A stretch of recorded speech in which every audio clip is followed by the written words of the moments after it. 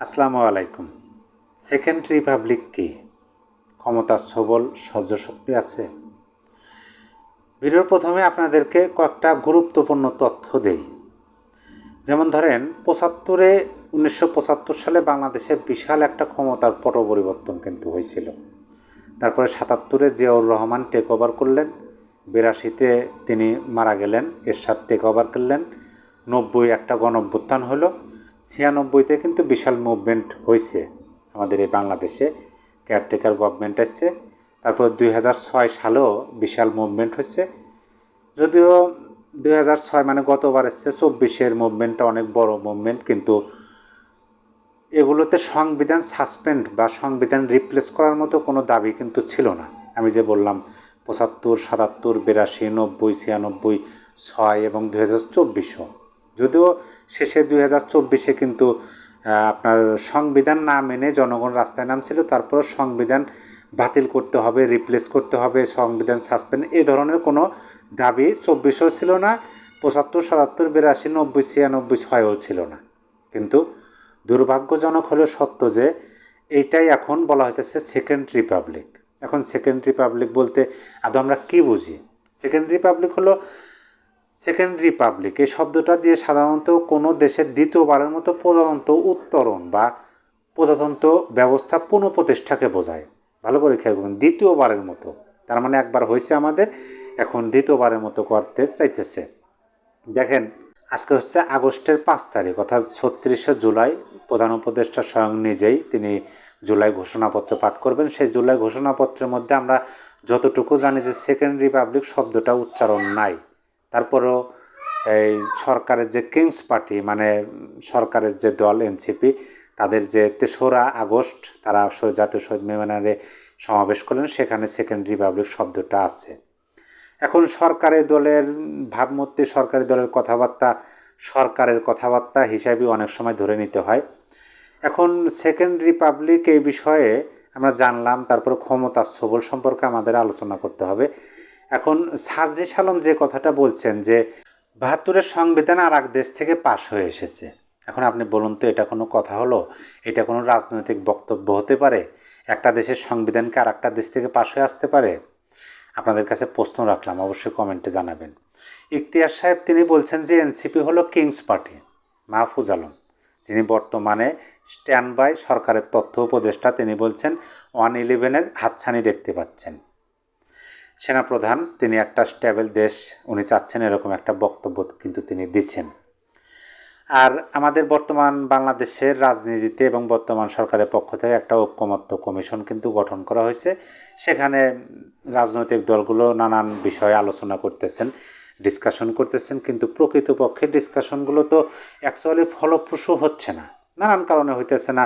প্রথমত হচ্ছে না, সেখানে ঐক্য নাই। তারপরে অনেক দলগুলোকে সেখানে ডাকা হয় না, ডাকার পক্ষে যুক্তি আছে, বিপক্ষে যুক্তি আছে। তারপরে আপনার এটা ঐক্যমত্য কমিশন হতে পারে না, কারণ এটা জনগণের শতভাগ রিপ্রেজেন্ট করে না। যেখানে জনগণকে শতভাগ রিপ্রেজেন্ট করে না, সেটা ঐক্যমত্য কমিশন কিভাবে হতে পারে? এটাও একটা প্রশ্ন। যাই হোক, কিন্তু এর বিশাল অংশ জনগণের প্রতিনিধিত্ব করে, এরকম একটা বিশাল অংশ কিন্তু ঐক্যমত্য কমিশনের বাইরে আসছে। এখন এই পরিস্থিতি থেকে আজকে 5ই আগস্ট 2024 সালে 5ই আগস্ট ক্ষমতার পট পরিবর্তনের পরে 1 বছর পরে এসে যখন জুলাই ঘোষণাপত্র দেওয়ার কথা বলা হইতেছে, সেখানেও অনেক রাজনৈতিক দলকে না ডাকার অভিযোগ কিন্তু আসছে। অনেকে স্পষ্টভাবে বলছেন যে তাদের ডাকা হয় না। যেমন ধরেন, গণ অধিকার পরিষদের সাধারণ সম্পাদক মোহাম্মদ রাশেদ খান কিন্তু অলরেডি বলে ফেলেছেন, গণঅভ্যুত্থানে অংশগ্রহণকারীদের সঙ্গে কোনো আলোচনা ছাড়াই ইতিহাস বিকৃতি করতে যাচ্ছে মাননীয় প্রধান উপদেষ্টা। ভালো করে খেয়াল করবেন, তিনি কিন্তু স্পষ্ট ভাষায় বলছেন যে গণ অভ্যুত্থানের অংশীজনদের সঙ্গে আলোচনা ছাড়াই ইতিহাস বিকৃতি করতেছেন মাননীয় প্রধান উপদেষ্টা। ভাবুন রাজনৈতিক দলগুলোর কি মানে তাদের মুভমেন্ট চিন্তাভাবনা। বিএনপির স্থায়ী কমিটির সদস্য জনাব মির্জা আব্বাস সাহেব তিনি যে কথাটা বলছেন, সেটি হলো গণতন্ত্র প্রতিষ্ঠার জন্য এখন সুবর্ণ সুযোগ, কিন্তু সুযোগ নষ্ট করার জন্য সরকারের ভেতরেও বাইরে নানান ষড়যন্ত্র চলছে। কয়েকটা বাচ্চা ছেলের মুখের কথাই মনে হচ্ছে তারা যা বলবে আমরা তাই করব, এরা মানুষকে মানুষ মনে করে না। ধীরে ধীরে কথা স্পষ্ট হচ্ছে। আমি সময়ের সাহসী কণ্ঠস্বর জনাব মঞ্জুরুল আলম পান্না সাহেবের একটা উক্তি, যেটা আমার কাছে খুবই ভালো লাগছে। তার উক্তিটা হলো এরকম যে 1 বছরে ডক্টর ইউনূসকে কেন্দ্র করে রাষ্ট্রীয় পর্যায়ে যে ব্যয়বহুল কর্মকাণ্ড হয়েছে তা অভাবনীয়। তিনি 11 বার বিদেশ সফর করেছেন, যেগুলোর অধিকাংশই ছিল তার ব্যক্তিগত, অথচ খরচ হয়েছে রাষ্ট্রীয় কোষাগার থেকে। এবারও তার ঘোষণাপত্র পাঠ অনুষ্ঠানের জন্য কোটি টাকা ব্যয়ে জনসমাগম ঘটানো হচ্ছে। এই যে আমি প্রথমে বললাম যে সেকেন্ড রিপাবলিক, যেটা কোনোভাবেই বাংলাদেশের সম্ভব না, কারণ বাংলাদেশে মুক্তিযুদ্ধের পক্ষে, স্বাধীনতার পক্ষে অনেক মানুষ আছে, এমন না যে নাই, কিছু সংখ্যক মানুষ আছে যাদেরকে কোনোভাবেই মানে দমিয়ে রাখা যায় এরকম পরিস্থিতি তো না। বাংলাদেশ হচ্ছে মুক্তিযুদ্ধের দেশ, স্বাধীনতার দেশ। বাংলাদেশ 72-এর সংবিধানের দেশ। এখন 72-এর সংবিধান ছুঁড়ে ফেলতে চাইতেছে সরকারের পক্ষ থেকে। এখন পর্যন্ত স্পষ্টভাবে বলা হয় না, যদিও বিকালে তাদের জুলাই ঘোষণাপত্র পাঠ আমরা শোনার পরেই আমরা বুঝতে পারবো, কিন্তু তাদের যারা নিয়োগকর্তা তারা তো এটা বারবারই বলেন। যেমন প্রথমে আমি বললাম যে সার্জিস আলম বলছেন 72-এর সংবিধান আর এক দেশ থেকে পাশ হয়ে এসেছে। এই কথাটা বিশ্বাস কারা করবে? যাদের রাজনৈতিকভাবে তেমন কোনো মানে খোঁজখবর নাই, খোঁজখবর রাখেন না, বা তাদের যারা অনুসারী তারাই এই কথাগুলো বিশ্বাস করবেন, কারণ এটা কোনোভাবেই একটা রাজনৈতিক বক্তব্য হতে পারে না, এবং এটা কোনোভাবেই সম্ভবও না যে একটা দেশের সংবিধান আর একটা দেশ থেকে পাশ হয়ে আসবে।